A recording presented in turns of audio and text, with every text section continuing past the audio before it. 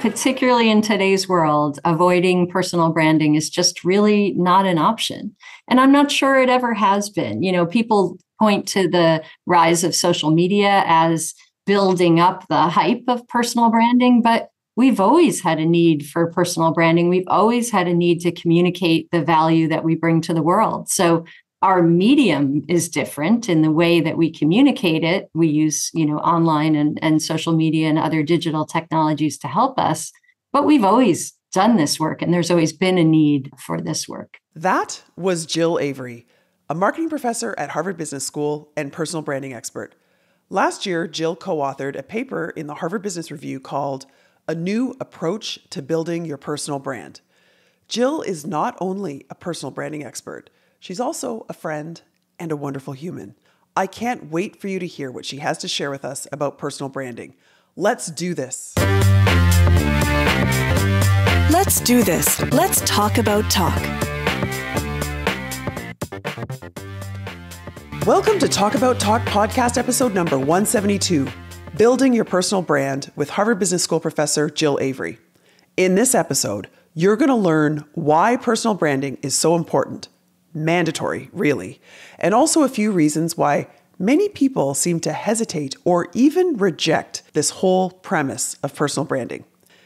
In case we haven't met yet, my name is Dr. Andrea Wojnicki, and I'm your executive communication coach. Just call me Andrea. I coach executives like you to improve your communication skills so you can communicate with confidence and achieve your communication goals. To learn more about me and what I do, check out my website, talkabouttalk.com, where you can read about the coaching and workshops and other programs that I run. Plus, there's a bunch of free resources for you there. Okay, let's get into this. I'm sure you want to hear from Jill. Here's how this episode's going to go. After I introduce Jill, we're going to get right into the interview. Then at the end, I'm going to summarize with 3 learnings that I want to reinforce based on our conversation. I met Jill over 20 years ago when I was in my first year of the doctoral program at HBS. She was considering joining the program too, so we met and instantly hit it off. We quickly learned that we had similar backgrounds. We both worked in consumer packaged goods or CPG marketing, she at Gillette and me at Kraft. We also had both earned our MBA degrees, and we both loved school. Today, Jill Avery serves as a senior lecturer of business administration and the C. Roland Christensen Distinguished Marketing Educator in the marketing unit at Harvard Business School. She is a prolific and award-winning author of over 100 publications on branding, CRM, that's customer relationship marketing, and digital marketing. In addition to her role as a faculty member at HBS, she's a passionate and enthusiastic award-winning teacher and a creative and innovative course designer, currently teaching 2 courses, marketing and creating brand value. She also leads a new Harvard Business School executive education program on creating brand value, designed for senior executives, as well as 2 Harvard Business School online courses, one on creating brand value and the other on personal branding. Yep, Jill is qualified. Here we go. Thank you so much, Jill, for being here today to talk with us about personal branding. I'm thrilled to be here, Andrea. Thank you so much for having me, and it's delightful to be working with you again. Okay, let's get right into this. My first question for you is with regards to the benefits of developing your personal brand. You mentioned to me when we met that it seems to be a hot topic. It's in demand with your MBA students and your exec ed students. Why do you think that is? What are the benefits of developing your brand? I think there's so many benefits for developing and managing your personal brand over time. And I think this is why people are so excited about this topic right now and a little anxious about it as well. To me, the greatest benefit of personal branding is empowering yourself to tell your own story.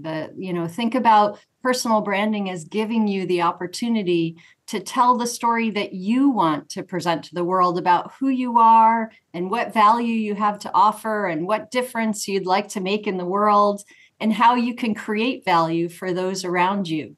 So to me, that's kind of the central reason to do a personal branding effort.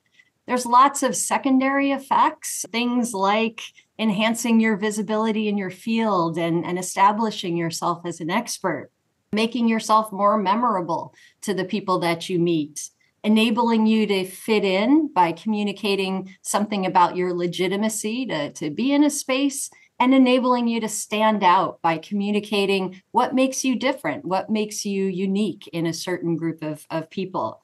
It's about communicating your competitive edge so you can expand your social network, open up new opportunities for yourself. But I think not to be forgotten in all of this, because all of those sound very professionally enriching and helpful for my career. I personally believe that a personal branding journey is really about helping you uncover and celebrate and share the unique value that you offer to the world. It's about self-reflection and having the luxury of time for self-reflection, and then being able to uncover and celebrate what makes you you and effectively communicate that to people around you. Right, right. So when I coach folks on their personal brand, I identify a bunch of strategic principles that we follow. And I have a feeling that these are going to align based on your HBR article. I know that they align with what you think. If I had to choose one, though, it's about focusing on what makes you unique. And I'm wondering what you think about that. I have this saying that people seem to love. It's unique is better than better. Yeah, I think personal branding is about discovering what makes you unique. It's about discovering what we'll call in marketing your points of difference, what makes you stand out from others around you. I think, unfortunately, we've been socialized for so much of our life to try to fit in with others, to try to assimilate or blend or make ourselves more like the people that we surround ourselves with, when our real value as a person is about being different, being unique, seeing the world differently, approaching the world differently, and creating value in a way that nobody else can. And for me, that's what personal branding is all about. It's about uncovering those differences, finding ways to make them valuable in helping us achieve our goals, and finding ways to communicate those to people so that they recognize those differences as valuable and as something that can help them in their journey as well. What I'm hearing you say is it's about first identifying them and then creating a narrative around them, right? And then consistently reinforcing them with your audience or your target market, you might want to say. Yeah. Yeah, absolutely. And sometimes we think of our differences as deficits. Ooh, I'm different than everybody else. But in personal branding, those things are often the things that make you the most memorable or the most willing to stand out in a crowd. And so it's finding how to turn differences into a positive story about how they have shaped you and how they help you contribute in a differential way. So you're making me think about DEI, right? And over the last, let's say, 10 years, it's become a bigger part, like it's more often, for example, a topic in HBR, and there are courses being taught on it. There are all sorts of projects going on. Do you think that DEI might be fueling the interest in personal branding, or vice versa, or are they somehow related? I think there's been so much talk and conversation about diversity, equity, inclusion, belonging. How do we bring our authentic selves to the office, and what precludes us from doing so? And I think it's a really healthy conversation. What I find when I present my work on personal branding to diverse audiences, the people who are perhaps the most intrigued and the most agitated about what I have to say are often underrepresented minorities, whether that be women or people of color or LGBTQ plus individuals. They come up to me after the presentation and they say, I'm fascinated, but personal branding is really hard for me because I don't bring my authentic self to the office, or I often hide aspects of myself. And how do I stop doing that? How do I present myself in a more authentic way that feels safe for me and that helps me communicate my values. So I think particularly for people who feel underrepresented in a setting, personal branding is even more important because you want to be the one to tell your story. You don't want other people narrating your story for you, if you Exactly. will. So I think it's more important. One of my top episodes of the over 160 episodes to date is called Controlling Your Narrative. And it's really about that. And people tell me that they find it really empowering. And it's for that reason, right? Sometimes there's this other saying that I'm hearing a lot lately these days. It's not a bug, it's a feature, right? So you can take what you may have thought was a bug. It could be a personality trait. It could be something you were born with or something that developed over time or whatever it is.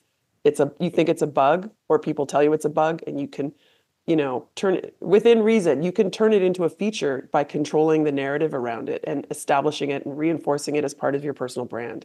I love that. Absolutely.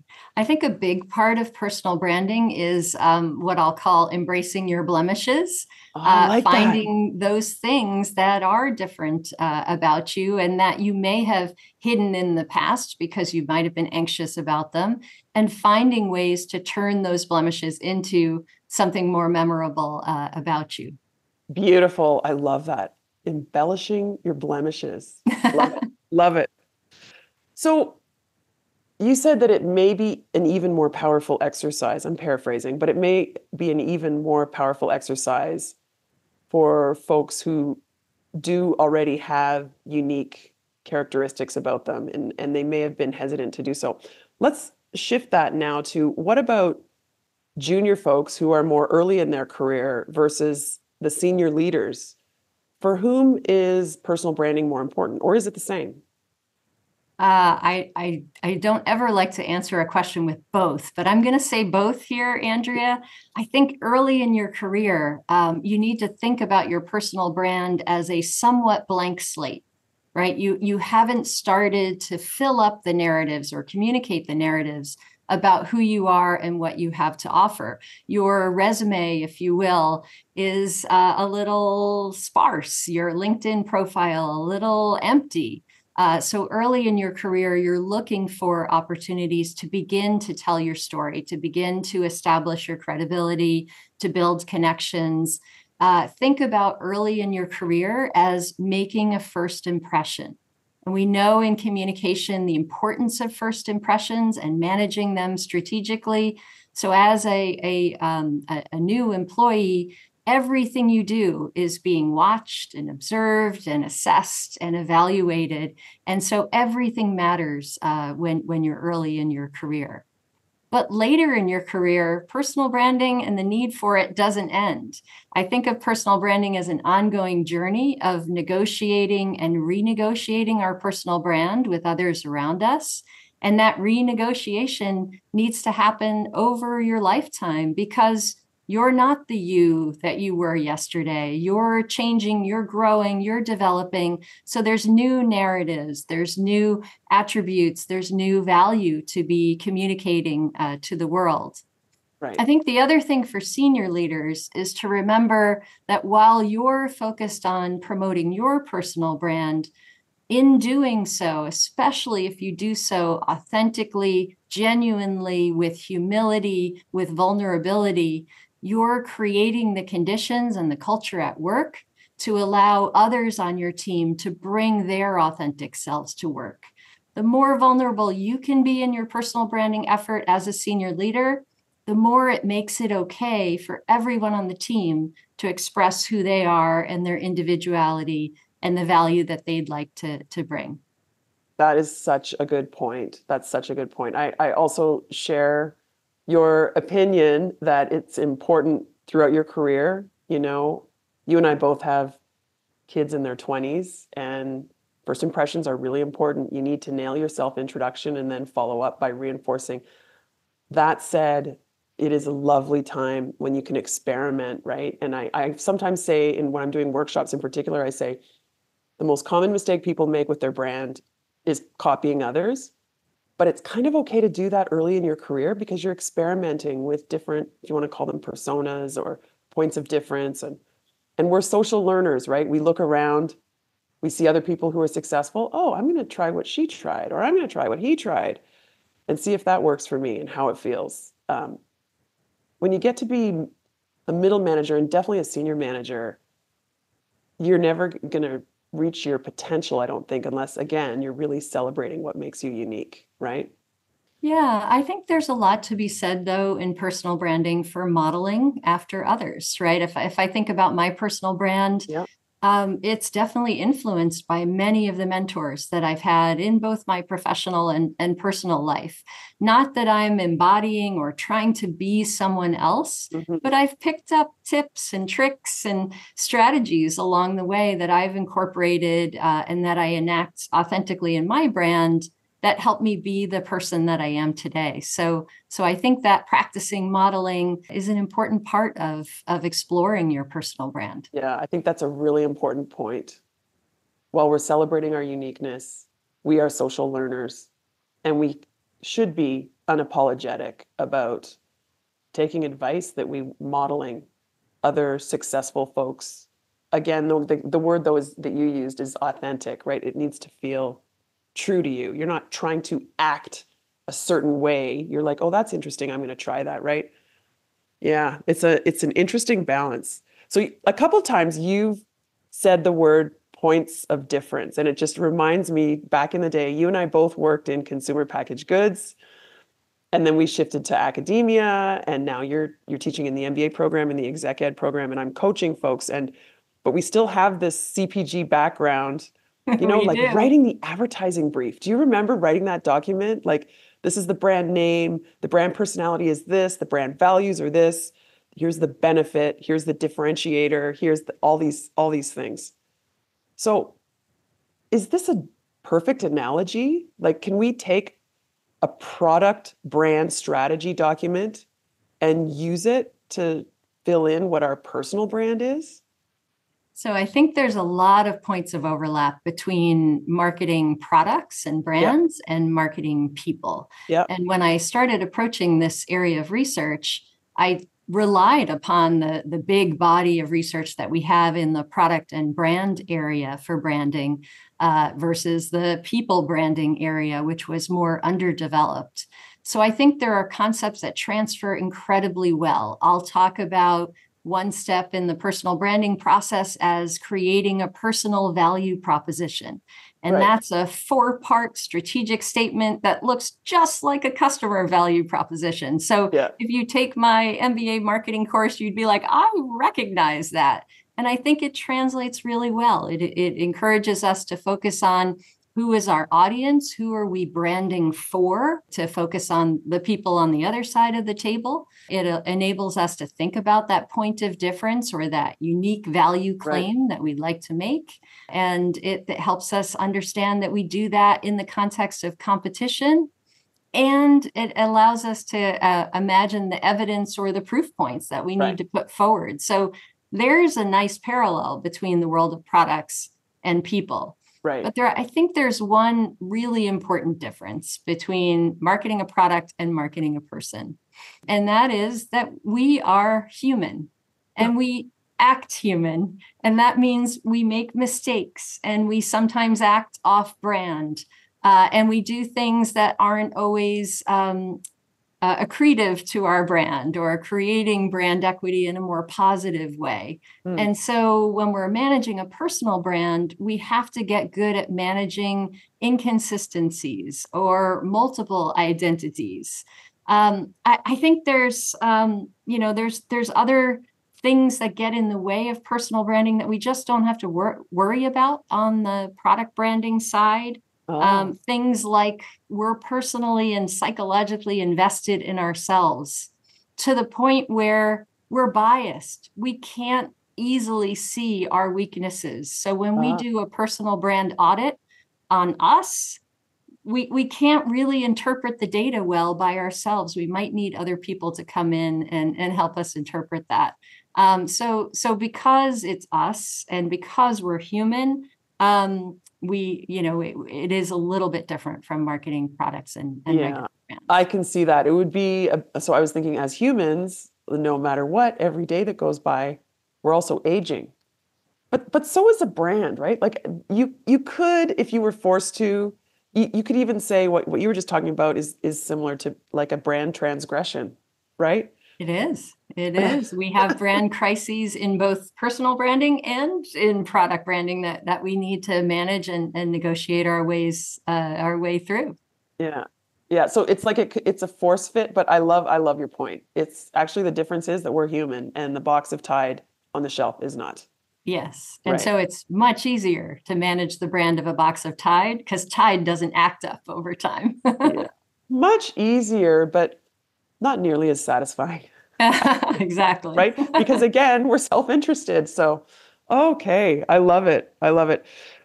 When you and I met, Jill, we were talking about how in both of our experiences, we found it really interesting that some people are hesitant to develop their brand, right? It's like they put up a bit of a wall. Can you share with us what your experience or what you've heard from people who have this hesitation? Yeah, I think there's a lot of anxiety. There's a lot of frustration out there about the need for personal branding. Even myself, every semester, my MBA students would come to me and say, Professor Avery, this course was really interesting, but do you have anything on personal branding? And I would be like, no, I don't do that. I market products and brands. I don't market people. And I had this like sense of uncomfortableness about it, that it was fundamentally different. And as I present this work to audiences, I often have people who sit in the audience with arms crossed, shaking their head, disagreeing with me.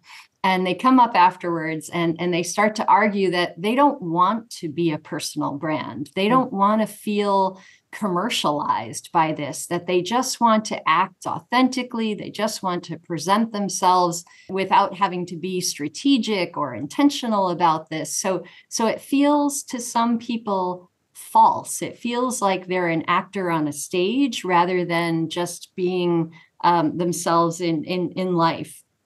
I think the other point of uncomfortableness comes from the fact that we've grown up in a world where we've been socialized to not toot our own horns. We've been socialized to be humble or demure or not really tell people what we have to offer. And so there's a social reticence to personal branding as well.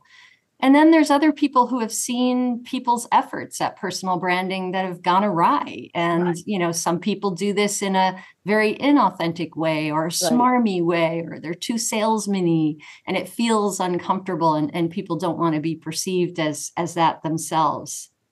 And then I think there's some people who don't like caring about what others think of them. They don't like that concept that other people are always judging them. And so they say, I don't care about managing my personal brand. I am who I am, and I don't care how you perceive me. And with those people, I often say, great, you be you. But remember that a lot of your professional and personal goals rely upon other people. And Right. so you must think about how you're communicating your value to those people if you Right. need them in achievement of your professional or personal goals. So Right. I find that one interesting. It is. I think that the getting us through this, getting us through the anxiety and the uncomfortableness, really important, Andrea. It's about finding a way to do personal branding in a way that feels true and authentic and not smarmy. It's a way to, put your story out there, but in a way that allows you to do that naturally so that you can enact it in every touch point in every day of your life without like effortful thinking and strategy for it. So Ah, the effort in personal branding, I think, has to come at the beginning of the process where you're uncovering and refining your stories. The enactment of those stories should feel natural and authentic. Otherwise, in my opinion, you're doing it wrong. yeah. Jill, this is music to my ears. So much of what you're saying, I say in just in different words. It's two steps. The first is articulating or creating, and the second step is communicating. And then there's the updating. If there was a third step, it's of course it's constantly evolving. Most coaches and probably even faculty that are focused on personal branding don't spend enough time on step one. They shift right to, finding social media followers or whatever. Step one is really, like you said, the self-discovery, where you identify what makes you unique. And so I say garbage in, garbage out, quality in, quality out. Let's spend 75% of our time focused on the articulation and creating the narrative that is authentic to you. And then step two, so much easier. It's so easy. I Yeah, know when no, we met, I told you that I actually have had this experience a couple times when people have hired me to coach them over the course of, say, 6 months. And so we create a plan. Of course, the plan changes over time, but we create a plan of the topics that we're going to cover. And it's all the usual things that you would think about from a communication coach, right? It's confidence and listening and storytelling and formal presentations and so on. And then personal branding. So creating your personal brand and then communicating your personal brand. And a couple times when these folks have then gone to their managers to get approval, it has happened where the managers have said, all the topics look great except personal branding. Take that off. So then I said, okay, well, let's call it something different. Let's call it professional identity. And it's yes. about, identifying your unique and authentic strengths so that you can focus your career in those areas and your value to the organization. And then suddenly it's approved, right? So personal Fascinating. branding has baggage. It has a branding problem. The word brand has baggage. And I think it goes back to that. I don't want to be a commercial product. I want to be a human. I want to be a person. And so sometimes I'll talk about this if people are uncomfortable with the word branding. I'll talk about this as discovering and communicating your personal narratives.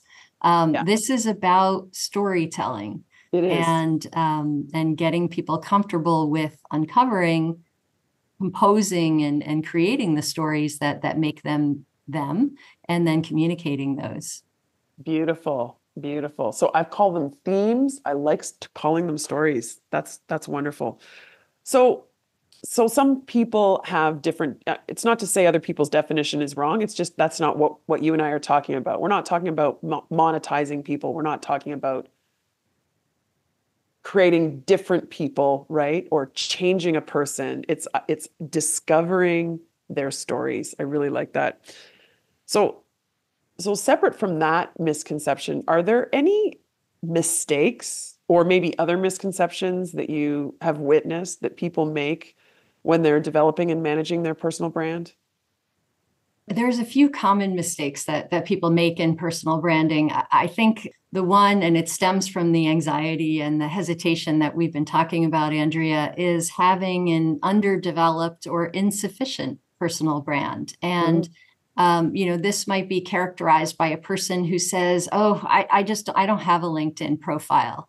And in today's world, not having a LinkedIn profile says something about your personal brand. It does. You can't avoid having a personal brand, like it or not, in Yeah, professional and personal settings. We all have a personal brand, and everything we do or don't do contributes to the building of that brand. So if we make a conscious choice to really disengage from personal branding, that builds our personal brand, but not in a way that's very advantageous for us. So yeah. so be careful about opting out of personal branding activities that most people are engaged in.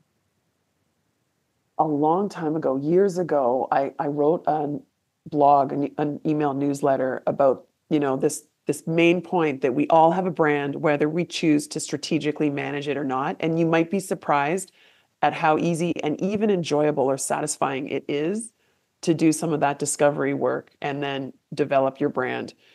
And I said, the analogy is your credit rating. So you have a brand, whether you choose to manage it or not. You also have a credit rating, and you can ignore your credit rating, but your credit rating doesn't go away. And it can and probably will affect you when you're, making a major purchase or even getting a job, right? So I Yeah, thought that's that a was, great analogy. isn't it a good analogy? It's, Yeah, particularly in today's world, avoiding personal branding is just really not an option.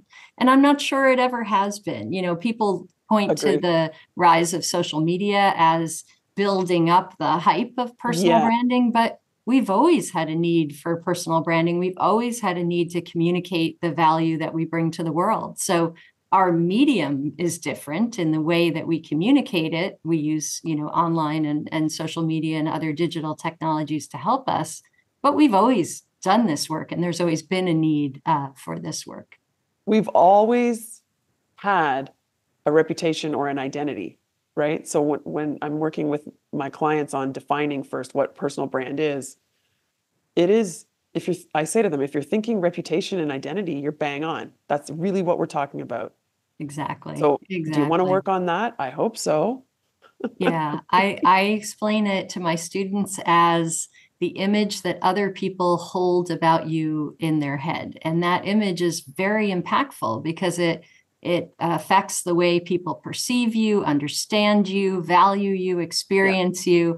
It really molds a lot of the way people interact with you. And so it's important for us to care about that brand that exists. It's funny to think about our personal brand as something that we can curate and try to manage and shepherd, but it actually doesn't belong to us. It exists in the minds of other people. Oh, very well put, Jill. You are going to be quoted on that. That is very eloquent interpretation of Jeff Bezos' quote where he says, your brand is what other people say about you when you're not in the room. So that used to be my definition that I used with my clients. And I said, it's more like a mental exercise, right? What is your boss and your boss's boss saying about you when they're meeting to talk about promotions? And your name comes up in conversation. What do they think and what do they say? That's your brand. And then I see the looks on people's faces like, uh-oh. And I say, this is all good. There are things that you aspire to. There are things that you're working on. And there's things that you are that they don't know yet. And we can work with all of that. So I love that. And I think that points to one of the other mistakes that people make often in personal branding, where they think it's all about me. It's all about what I want to say and, who I am and how I project that to the world. Yes, it is about you, but it's about you in relation to other people and the value that you want to deliver to other people. And so the best personal branders are the ones who really get into the heads of their audience, who understand the person on the other side of the table and all of the misconceptions or stereotypes or existing brand associations that they might already hold about you. And then using your personal branding efforts to change their minds, to adjust that story and renegotiate your personal brand with those people over time. Now, is it at all people? Do I need to care about what everybody thinks about me? No, I just need to care about the people who are important to my goals. And right. That might be people at work, people at home. But if someone's important to me and important to the achievement of my goals, then I do need to care about how they perceive me and what my personal brand is in their mind. This morning, I had a coaching call with a client and we were kicking off the personal branding stuff. And he started making some comments about his response to things that were going on in some meetings. And I said to him, you sound like you're very self-aware, but externally self-aware. So you are consciously thinking about what other people are saying and doing, what your response is to them, and how your response is interpreted by them. You have this high external self-awareness. I said, most of us have pretty high, if we're successful anyway, high internal self-awareness. And we call that self-awareness, right? But we may be less conscious of our external self-awareness. And I think what you're describing is shifting the lens from I know who I am to what do other people think about me? It's almost like it's less selfish, right? It's less myopic. It's almost like you're having a meta understanding of the social interaction, right? You're understanding how you're acting, how that's being perceived by the other person, and how that perception is going to affect the opportunities that you have to create value in the world. Yeah. And so it's having other awareness, but it's also having a more sophisticated social awareness of how your actions incite response in someone else and how that's going to cause their actions to be different back towards you. Over time, consistently reinforcing those things. So it just becomes like they don't think about it. You walk in the room, they know exactly what they're getting, right? Beautiful. Yeah. Yeah. Okay, are you ready for the 3 rapid fire questions? Yes, I am. She hesitates. Okay, I love it. They don't need to be that rapid fire. I know The first rapid question, fire questions always scare me. I don't know why. that's funny. The first question is, are you an introvert or an extrovert?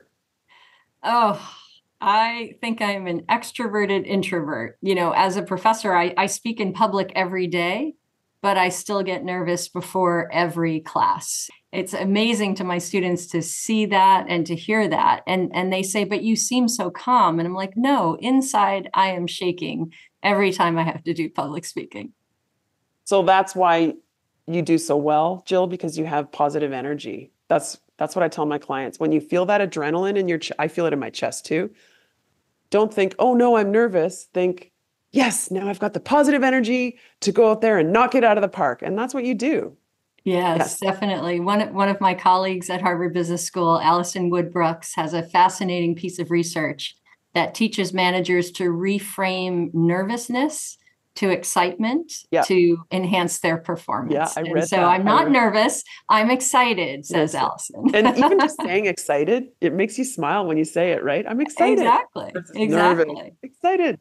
And I Beautiful. think, I don't think the anxiety will ever go away for me, but I think I've learned how to manage that anxiety in my communication practices. And so I'm an over preparer for any Yeah. public speaking engagement that I have. Yeah. And I write down notes and I bring those notes into the classroom and I lay them out on the table. But once I start speaking, I never look at the notes. It's just a security blanket for me that I know no matter what happens, whatever contingency happens, I'm prepared. Yeah. And so that's just one of my practices that I put in place to help me manage that anxiety. Sounds familiar, Jill. Sounds familiar. Okay. Question number 2. What are your communication pet peeves? Oh, definitely when my students start a comment with, quote, this may be wrong, but, Ooh. and I hate that. You've just undermined your credibility when you start a statement with that. I want my students to speak with confidence. I want them to defend their ideas and stand behind them. When you lead off with, this might be wrong, or I might be wrong, you're sandbagging yourself. You're making your audience not listen as intently or not take your recommendation as seriously. So start strong, finish strong, don't sandbag. I love it. It's the whole apologetic language thing, right? And the research shows that women use more apologetic language and they preface their recommendation or their comment with, can I just say a question? Can I just say something? Or this might be wrong, but like, just stop. Just Yeah. stop and just Yeah, say no it. buts. Just Yeah. make your recommendation confidently. And it's not just the recommendation that suffers, the person actually, because everything you say, you're reinforcing something. You're signaling something to other people about your brand, about your credibility, right? Yep. Okay, It's a weak posturing rather than a strong posturing. beautiful. Okay. Last question. Is there a podcast or a book that you've find yourself recommending lately? I am super excited about a book, and it's called Breaking Glass: Tales from the Witch of Wall Street. And it's authored by Patricia Walsh Chadwick, who actually is a colleague of mine from one of the corporate boards that I sit on.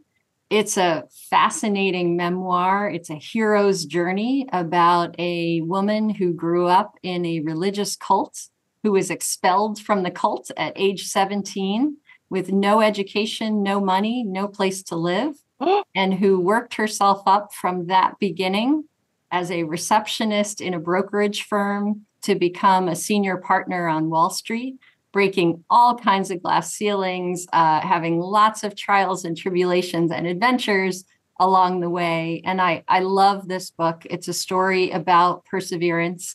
Patricia's a fantastic storyteller. And this is a book that is also a great social history of the 1970s, 80s, and 90s on Wall Street. So highly recommend it. I cannot wait to listen to it or read it. I've been listening to books lately, so I can't wait. I'm going to download it right now. Thank you so much. Is there anything else you can think of that you want to share with the Talk About Talk listeners regarding personal branding? I guess I would just leave you with, I know personal branding is a little scary. It might feel a little uncomfortable at first, but I actually believe it's the greatest gift you can give to yourself. That time for self-reflection, that time to uncover and celebrate the real you, and that time to start owning the narratives that you're putting out there in the world. All of that is going to help you make the difference that you'd like to make in the world. So just do it. Thank you so much, Jill. My pleasure. Thank you so much for having me. I could have gone on and on in that conversation, but I have to respect your time and Jill's. So now I'm going to quickly summarize 3 of the themes or learnings here that I want to reinforce for you. The first point is what I refer to as the most important strategic principle of personal branding, and that is focusing on what makes you unique. Jill refers to it as your point of difference. She said, quote, "Personal branding is about discovering what we'll call in marketing your points of difference. What makes you stand out from others around you?" I think, unfortunately, we've been socialized to fit in with others, to make ourselves more like other people. Our real value as a person is about being different, being unique, seeing the world differently, approaching the world differently, and creating value in a way that no one else can. I love that. So focus on what makes you unique so that you can create value in a way that no one else can. And I loved her point about how we often think of our differences as deficits. Instead, she encourages us to embrace our blemishes, maybe even embellish our blemishes. That's what makes you memorable. It might even be how you add value. The second point I want to reinforce from our conversation is that, yes, we can take most of the tenets of product branding and apply them to ourselves as personal brands. We all have points of differentiation, we have target markets, we have competition, but there is one critically important difference between product branding and personal branding. Managing a person brand is much more complicated because we're human and we are complicated. Managing a product brand, like say a box of Tide laundry detergent, is much easier than managing a person brand, but it's not nearly as satisfying. If you take the time and the effort to focus on developing your brand, you will be amazed at the traction that you get. The third and last point that I want to reinforce is Jill's reminder for leaders. She highlighted how senior leaders should remember that while they're personally focusing on promoting their personal brand, they're also creating the conditions and the culture that allows others on their team to bring their authentic selves to work. She said, quote, "The more vulnerable you can be in your personal branding effort as a senior leader, the more it makes it okay for everybody else on the team to express who they are and their individuality and the value that they'd like to bring." Okay. One last thing. If you go to talkabouttalk.com/personal brand, you'll be able to access our new personal brand self-assessment. This is your opportunity to think strategically about your brand and also to see how other people answer the same questions. So you can compare where you stand relative to others on various aspects of your personal brand. Again, just go to talkabouttalk.com/personal brand. It's free and you'll get an email with your results and you'll also be able to compare on screen your answer with others. Okay, thanks again to Jill for sharing her thoughts and expertise on personal branding. I loved every minute of our conversation, as I'm sure you could tell. And I also hope you enjoyed listening. If you enjoyed this episode, I hope you'll refer it to at least one of your friends. And I also hope you'll leave a review for us on Apple, Spotify, YouTube, or wherever you listen to podcasts. Thank you so much for listening and talk soon.